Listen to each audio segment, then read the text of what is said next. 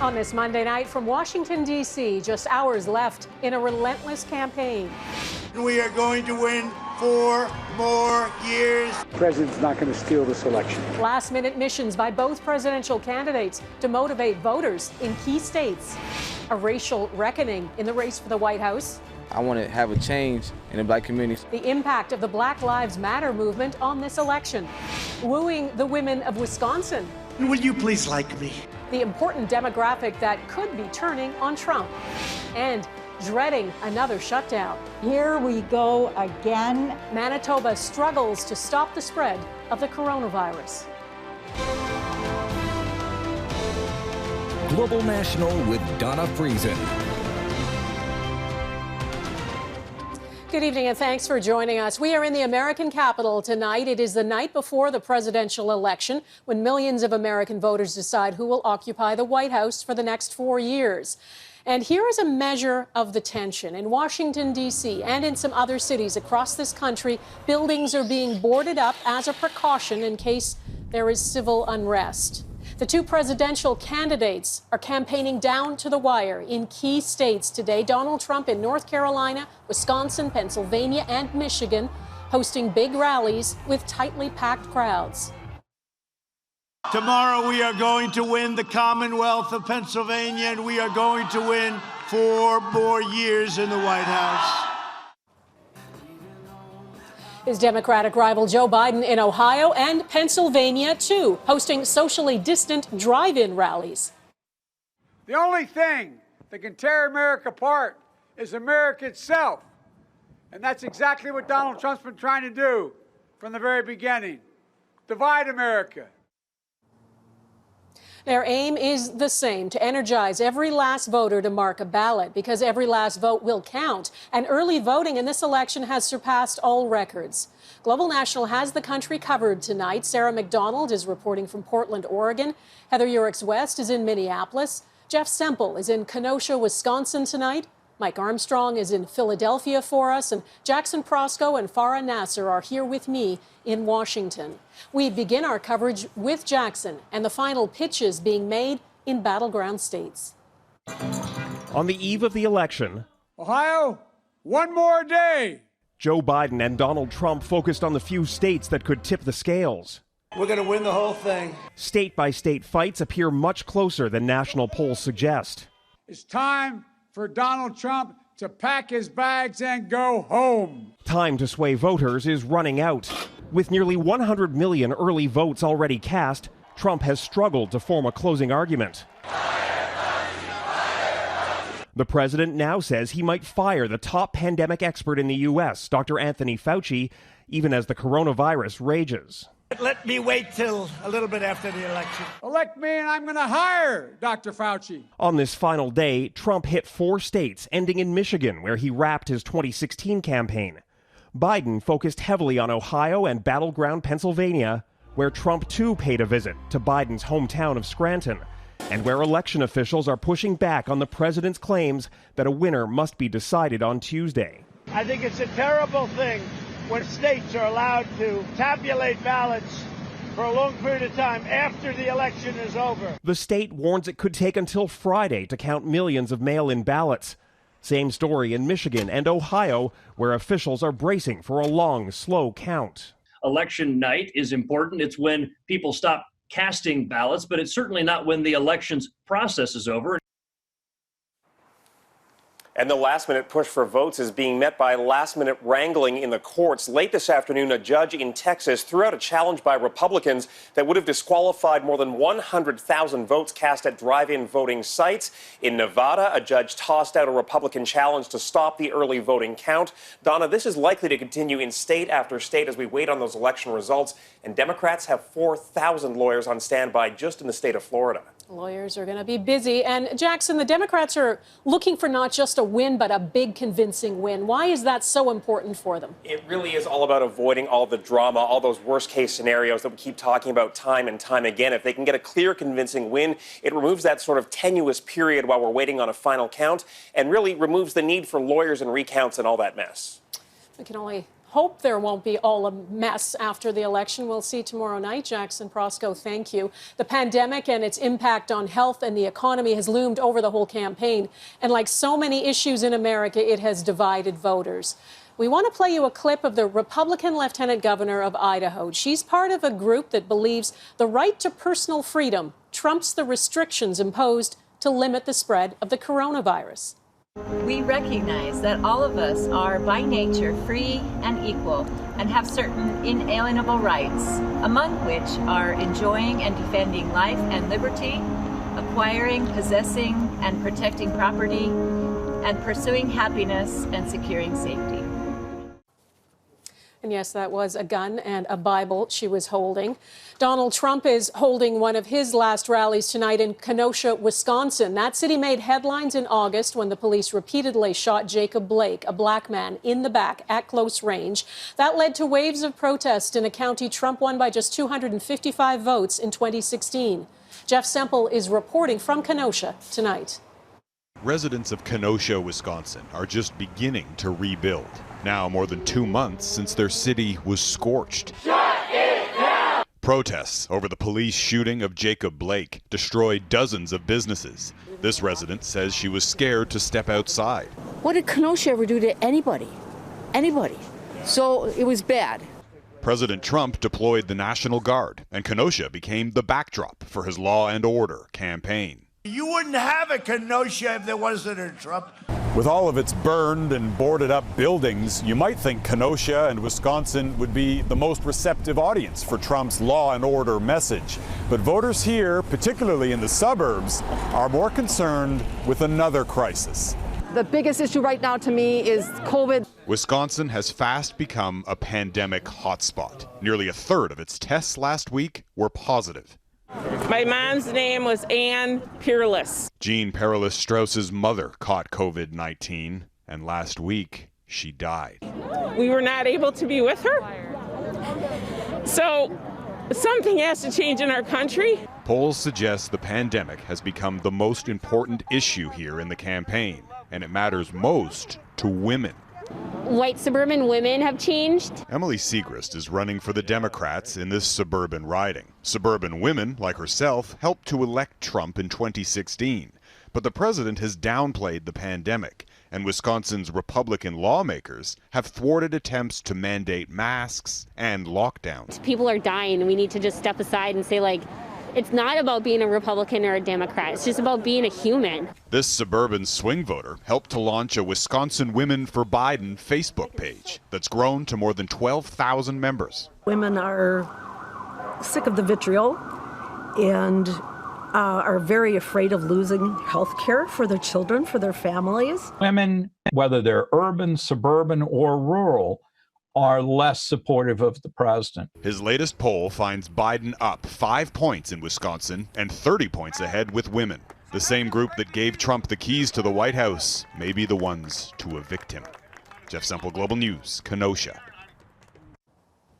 3 things make this election more tense than most: the deep political divide, that surge in COVID-19 cases Jeff mentioned, and the social unrest that was sparked after the killing of George Floyd in Minneapolis, Minnesota. His death at the hands of police fired up the Black Lives Matter movement all over the world, and it is mobilizing many voters in this election. Heather Yourex-West is in the city where George Floyd lived. H.P. Rogers has only been a photographer for 6 months. After the death of George Floyd here in May, he was inspired to capture everything that happened next. After taking that photo, my eyes were burning, my nose was burning. And to see people stand in that for as long as they did, just like shows the amount of passion and dedication people have for what they're out here for. He believes that passion and dedication will now be carried to the polls. 4 years ago, voter turnout among African Americans dropped significantly right across the country. This time around, that's expected to change, particularly here in Minnesota. This is an election of a lifetime. You know, we hear that cliche bandied about in every election, but this is, in my 42 years of life, the most important that I think I'll ever be a part of. Jamar Nelson has spent months campaigning for the Democrats. He says he's excited to cast his ballot in person Tuesday, and this year he'll have his son by his side Jamar Jr. turns 18 Monday, right before Election Day. I want to have a change in the black community so everything could be different and not everything would be the same anymore. But with excitement comes anxiety. 4 years ago, Lewis Hunter's cousin Philando Castile was fatally shot by a police officer during a traffic stop in St. Paul. The restaurant owner plans to vote for Joe Biden, but worries for his city should the election go the other way. I don't know. I can't even imagine, because it's scary. I'm hoping for peace, even if it happens. Back in the neighborhood where George Floyd died, Butchie Austin sees things differently. I really believe what happened here in May is it was a moral issue. It really had nothing to do with your partisan alignment. Does he plan to vote? Absolutely. But he says he knows the struggle for racial justice will continue long after Election Day. Heather Yourex-West, Global News, Minneapolis. There is unease about what could happen in the hours and days after the election, especially if President Trump prematurely claims victory before a result is clear. Oregon's governor has put the National Guard on standby in Portland. There were mass demonstrations and riots there when Trump won in 2016, and it's been a flashpoint this year in response to racial injustice. Global's Sarah McDonald is in Portland tonight. As the world watched the mayhem unfolding on the streets of Portland, Oregonians on the ground had no choice but to be consumed by it. I've lived in different corners of the country, and the racism here is so insidious, but it is definitely everywhere. For Ty Carpenter, who heads the group Don't Shoot Portland and the city itself, the violent protests were unprecedented, but the racial injustice that galvanized citizens is nothing new. The past couple of years of fear-mongering and racial tensions building, it's been even worse in recent weeks. You know, there's a lot of hate crimes that happen here in Portland, Oregon. There's a very strong presence of far-right extremists. The movement also inspired allies like Baker Carey-Padian to take action and take heat for it, taking a public stance in support of demonstrators' demands to defund the police. The response from critics was swift and fierce. Obviously, it hit a sore point. And that was important to us to sort of keep going. But Black Americans like Carl Jefferson say the protests don't speak for him. I believe that things should be done in a more orderly fashion. And it affected me in a way that it's disheartening that I didn't know my country would delve to this level. Marcus Gabriel Jr. lives and works in red-swinging suburbia. It's really brought to light certain people's opinions and feelings that I didn't realize that they had. Once the ballots are cast and the polls are closed, partisanship is expected to boil over in Portland once again, with state officials taking a preemptive strike on Monday to simmer growing tensions. We know that there are some people who might want to use peaceful election night protests to promote violence and property destruction. With clashes expected in some capacity, even law enforcement officials are growing uneasy. One officer based in Portland told us off camera he fears for his safety and that of his family in the current political climate. Donna.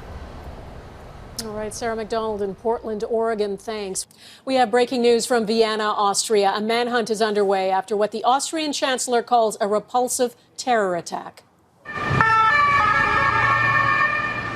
At least one person is dead, several more wounded, some of them seriously. Police say several attackers armed with rifles launched the assault in 6 different locations. They say it started at the city's main synagogue. One suspect has been shot and killed, and a large part of Vienna has been cordoned off by the police. People told to stay inside while police search for suspects.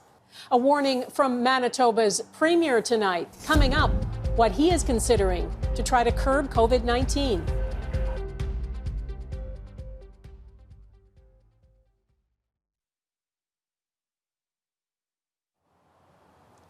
There is a surge in COVID-19 cases in Canada. BC has set new records for COVID-19 case numbers over the past 3 days, 379 just in the past day. Almost all are linked to social gatherings in private homes.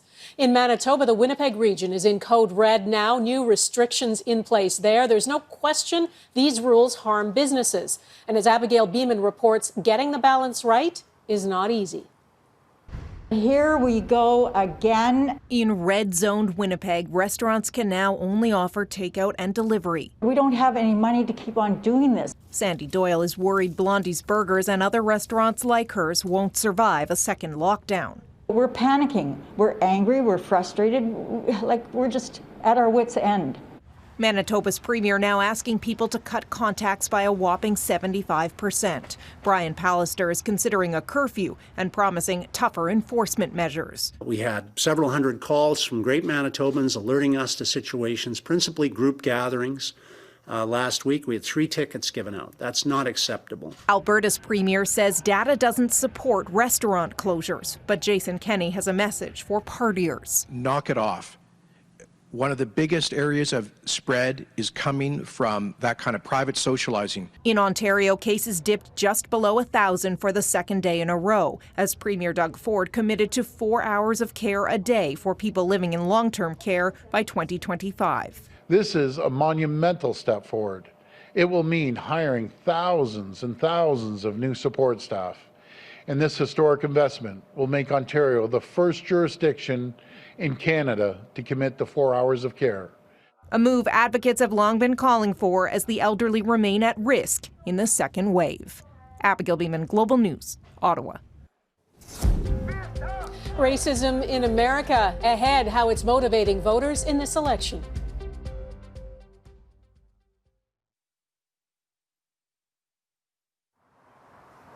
Welcome back. There's no question the U.S. is facing a stark choice in this election. Deciding who to vote for is always driven in part by what's affecting individual voters' lives. And in this election, for many Americans, issues of race are top of mind. As Farah Nasser explains.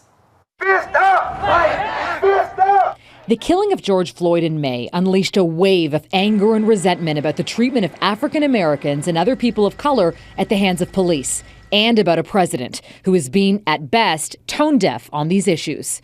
Proud Boys, stand back and stand by. And at worst, has openly encouraged white supremacist groups. People say Donald Trump is a president unlike any other, and that's true. But Trump is not an aberration of history. Rather, he is a product of American history and of a democracy that has become more partisan and more polarized with each passing year. Republicans and Democrats have always had different views, but the gap between them has never been as wide as it is now. This is the memorial to Republican President Dwight D. Eisenhower. In the 50s, he had an 88% approval rating among party faithful. Remarkably, nearly half of all Democrats approved of him as well. Now, you could chalk that up to the fact that the economy was booming in the post-war era, but then take a look at this. In 1956, Eisenhower got almost 40% of the African American vote. But by the 1960s, following the passage of the Civil Rights Act by Democrat Lyndon Johnson, that support had plummeted to just 6%. Under Nixon, Republicans used the so-called Southern strategy, veiled racist messaging, to attract disgruntled white voters in the South. The seeds of Trumpism were planted decades ago, and it's over race where the divisions are the most clear. Before 1964, African American voters were distributed among the two parties. But over time, a gap developed as non-white voters steadily and dramatically shifted to the Democratic Party.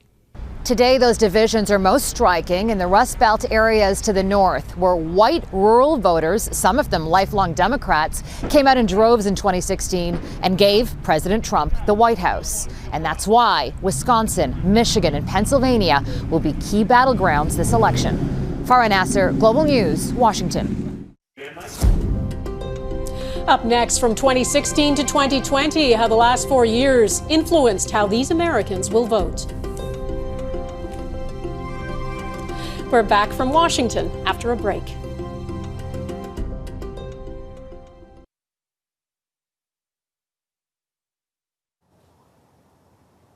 Welcome back to Washington. Our reporter Mike Armstrong has been on the road in the U.S. for a couple of weeks now, observing all the public health restrictions, of course.